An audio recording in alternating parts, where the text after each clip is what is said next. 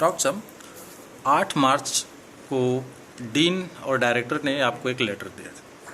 उसमें ये था कि आपको अलर्ट किया जा रहा है, उसके प्रोसेस उन्होंने कुछ लिखे थे। उसके बाद आपने संपर्क किया होगा, जो आरोप आप लगा रहे हैं, तो उनका क्या कहना है?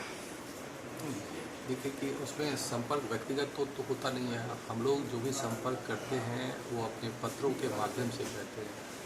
चूँकि बनारस हिंदू यूनिवर्सिटी के स्ट्रक्चर में जो संस्थान के डायरेक्टर हैं वो सबसे सर्वोसर्वा है, और जो पॉलिसी मेकिंग बॉडी है हॉस्पिटल लेवल पर, जिसको हॉस्पिटल मैनेजमेंट कमेटी कहते हैं, उसके भी डिफेक्टिव चेयरमैन डायरेक्टर साहब होते हैं, जिसको बेड डिस्ट्रीब्यूशन का अधिकार है, ना कि मेडिकल सुपरेंट को। उसी तरह जो इंस्टीट्यूट के लेवल पर पॉलिसी एंड प्लानिंग बॉडी होती है, जो किसी भी इंस्टीट्यूट से रिलेटेड पॉलिसी को बनाती है, उसके भी डिफेक्टिव चेयरमैन डायरेक्टर साहब होते हैं। और उसी डायरेक्टर साहब ने डीन साहब यानी दोनों मिलकर हमें ये जो आपने लेटर कहा था, वो लेटर नहीं था, ऑफिस ऑर्डर था, और वो ऑफिस ऑर्डर मेडिकल सुप्रीम को इंस्ट्रक्ट कर रहा था कि हमारे बीच जो एग्रीमेंट हुआ था उसको फॉलो करें। वो एग्रीमेंट किया था, उस एग्रीमेंट का बेसिस क्या था ये समझना बहुत जरूरी है कि वो उन लोगों का खुद का भी निर्णय नहीं था, बट इससे पहले बेड से संबंधित इशू पर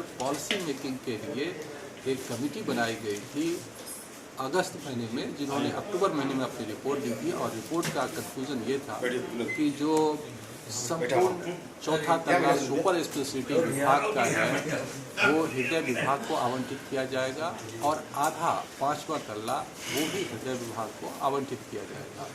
मेडिकल सुप्रीम साहब ने 1 हफ्ते तक इस आदेश का, जो कि तुरंत प्रभाव से यानी कि 9 मार्च से शुरू होना था, 9 मार्च 2024 से लागू होना था, उसको नहीं फॉलो किया। तो हमने 1 हफ्ते बाद फिर से लेटर लिखी और जो डायरेक्टर साहब थे, वाइस चांसलर, सबको बताया कि ये आदेश का फॉलो नहीं कर रहे। फिर 2 हफ्ते और हो गए, फिर फॉलो नहीं किया इन्होंने। फिर मैंने एक और लेटर लिखा। इस लेटर के बाद 2-2.5 सालों से जो हृदय विभाग का बेड, जिस पर कि चिकित्सा अधीक्षक ने ताला लगा कर रखा था, वो बेड, वो जिनको बेड डिस्ट्रीब्यूशन का अधिकार नहीं मेडिकल सुप्रीम को, एक ऑन्को सर्जरी विभाग को दे दिया गया। अब ये भी समझना है कि ऑन्को और कार्डियोलॉजी में किसको बेड की ज़्यादा आवश्यकता है।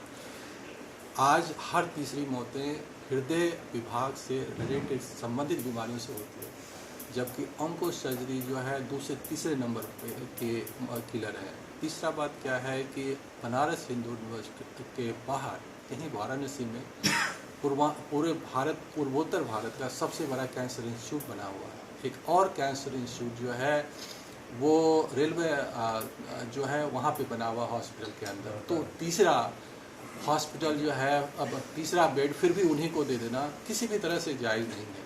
और मैं किसी भी विभाग के बेड देने और नहीं देने से नहीं हूँ, वो डायरेक्टर साहब के आदेश का अवहेलना करके, वो भी जिनको बेड डिस्ट्रीब्यूशन का अधिकार जिस मेडिकल स्टूडेंट को नहीं है, उनके द्वारा दे दिया जाना न सिर्फ ये पद की गरिमा के विरुद्ध है, डायरेक्टर साहब के उनके आदेशों का अनुपालन नहीं, बल्कि अनुपालन के विरुद्ध जाकर दूसरा आदेश देना है।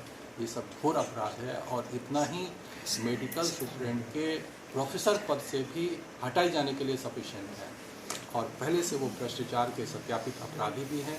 इसके विरुद्ध, इसके वजह से भी उसको हटाया जाना है। तीसरा, उनका कार्यकाल ऑलरेडी 3 साल से ज़्यादा हो चुका है, जबकि विश्वविद्यालय में कुलपति का कार्यकाल हो, डीन का कार्यकाल, हेड का कार्यकाल, ये 3 साल से ज़्यादा नहीं होता, और ये 3 साल से ज़्यादा समय में ऑलरेडी काम कर चुके हैं, इसलिए भी उनको हटाया जाना चाहिए। 11 मई से आपने कुलपति आवास के सामने धरना देने की बात कही थी, और कल आप वहाँ गए भी थे।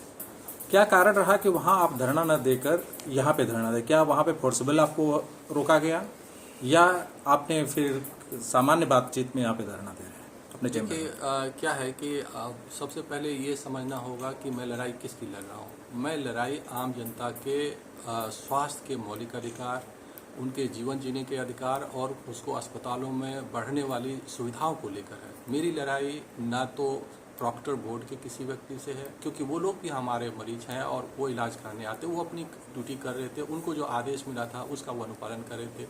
यहाँ के बाहर के जो प्रशासन है वो भी अपना कार्य कर रहे थे, पीएम आने वाले हैं उसकी वजह से।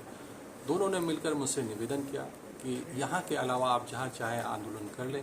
मैंने कहा ठीक है, इसके लिए फिर मैं चूँकि अस्पताल के अंदर रहूँगा तो मरीजों को हमेशा सेवा देता रहूँगा, तो मैंने इसके लिए सबसे उपयुक्त जगह अपने चैम्बर को ही चुना, इसलिए इस जगह को ही आंदोलन की स्थली बना दिया। आप अक्सर कुछ दस्तावेजों के आधार पे एमएस पर आरोप लगाते रहते हैं कि ये भ्रष्टाचार कल्प्रिट हैं या कुछ अन्य भी बातें हैं, तो इतनी चीज़ें होने के बाद कुलपति महोदय इस मामले पे क्या कहते हैं?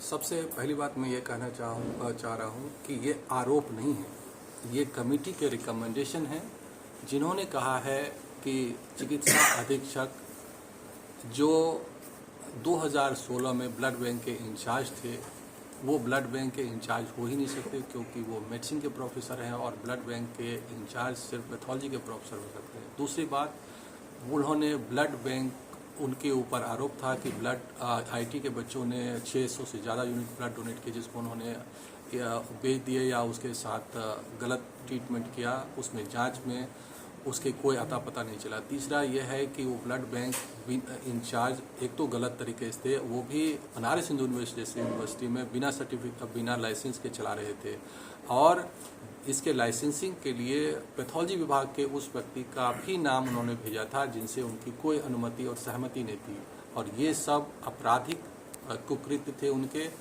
जो कमेटी ने रिकमेंड किया है, इसलिए वो एक अपराधी, सत्यापित अपराधी व्यक्ति है। ये आरोप नहीं है जिसके एविडेंस में दिखाता हूँ वो पेपर के तौर पर, इसीलिए उनके विरुद्ध भी कार्रवाई होनी चाहिए।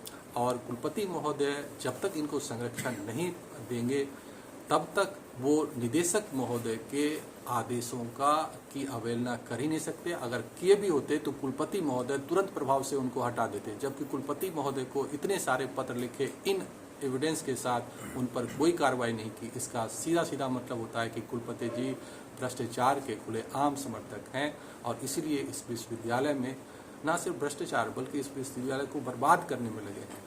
वो यहाँ के पेड़ों को काट रहे हैं, वो यहाँ के जो जांच केंद्र जो कि सस्ते दरों में गरीब आदमी को जांच की सुविधाएं मुहैया करवाते थे, उसको निजी कंपनी को बेच दिया, जो कि ऑलरेडी पहले से ब्लैक लिस्टेड कंपनी है, जिसमें न सिर्फ जांचें गलत हो रही है बल्कि ज़्यादा दामों पे भी हो रही है। और यही रिश्ता जो है कुलपति और चिकित्सा अधीक्षक का, जो सब नियम कायदे कानूनों को चिकित्सा अधीक्षक को तोड़ने के लिए प्रोत्साहित करते हैं। और चिकित्सा अधीक्षक महोदय पिछले 2.5 सालों में 35,000 से ज़्यादा लोगों को बेड रहते हुए एडमिशन नहीं होने दिया, जिसमें हज़ारों लोगों की जानें चली गई। इसका मतलब है चिकित्सा अधीक्षक जानबूझकर एक सामूहिक नरसंहार में के अपराधी हैं, और जिनसे हज़ारों लोगों की वैसी जानें चली गई जो बचाई जा सकती थी। और इन सब वजहों से चिकित्सा अधीक्षक महोदय को तुरंत आदेश से हटाया जाना चाहिए। उनकी जो जांच की जानी चाहिए कि आखिर उन्होंने कितने भ्रष्टाचार किए अपने पद पर रहते हुए। और तीसरी बात यह है कि वो प्रोफेसर पद पे हैं, उससे उसको तुरंत सस्पेंड कर और आगे की कार्रवाई की जानी चाहिए उनको नौकरी से निकालने का। और हृदय विभाग को उसके बाद जो आवंटित डायरेक्टर साहब के आदेश हैं, जो कमेटी के आदेश हैं, उस सभी के सभी बेड उसी आधार पर तुरंत प्रभाव से लागू किए जाए और दिए जाए। आपके आमरण अनशन के 24 घंटे से ज़्यादा हो चुके हैं। अभी तक क्या विश्वविद्यालय प्रशासन की तरफ से मेडिकल टीम आई थी आपकी जांच के लिए? दूसरी चीज़, क्या प्रशासन ने इस मामले को लेके वाराणसी प्रशासन ने आपसे संपर्क किया था? वाराणसी प्रशासन और विश्वविद्यालय प्रशासन किसी ने भी मेडिकल जांच के लिए अभी तक मुझसे कोई कांटेक्ट नहीं किया है, और कोई भी नियमित जांच के लिए मेरे पास नहीं आए हैं।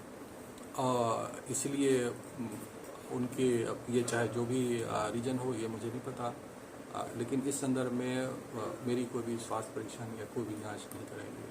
और प्रशासन ने इस मामले पे सॉल्यूशन की कोई बात? मामले पर जो मैंने आपको बताया, जब मैं कल आमरण अनशन को आ रहे थे, जो अपनी पृष्ठभूमि में बताया, तो हमारे निवास स्थान पर यहाँ के डायरेक्टर साहब और जो चीफ प्रॉक्टर हैं सिक्योरिटी के इंचार्ज, वो दोनों गए थे। उन्होंने कही कि अभी क्या चाहते हैं, ये सब वो समझने की कोशिश किया और उनके पास कोई ठोस सॉल्यूशन नहीं है। और सबसे बड़ी दुख की बात यह कि जब मैंने प्रेस कॉन्फ्रेंस कर सूचना दी थी तो कुलपति महोदय विश्वविद्यालय छोड़कर भाग गए। ये बहुत दुख की बात है और वो अभी भी नहीं आ रहे हैं इतने महत्वपूर्ण समय में, जबकि यहाँ आंदोलन चल रहा है, प्रधानमंत्री जी आने वाले हैं और पूरे परिदृश्य से वो गायब हैं। और यानी कि वो कुछ छुपाना चाहते हैं और उनके पास शब्दों से जवाब नहीं है। वो किसी व्यक्ति को बचाना चाहते हैं, खुद को बचाना चाहते हैं। ये एक गंभीर मसला है जो बहुत दुखद है। बहुत बहुत धन्यवाद।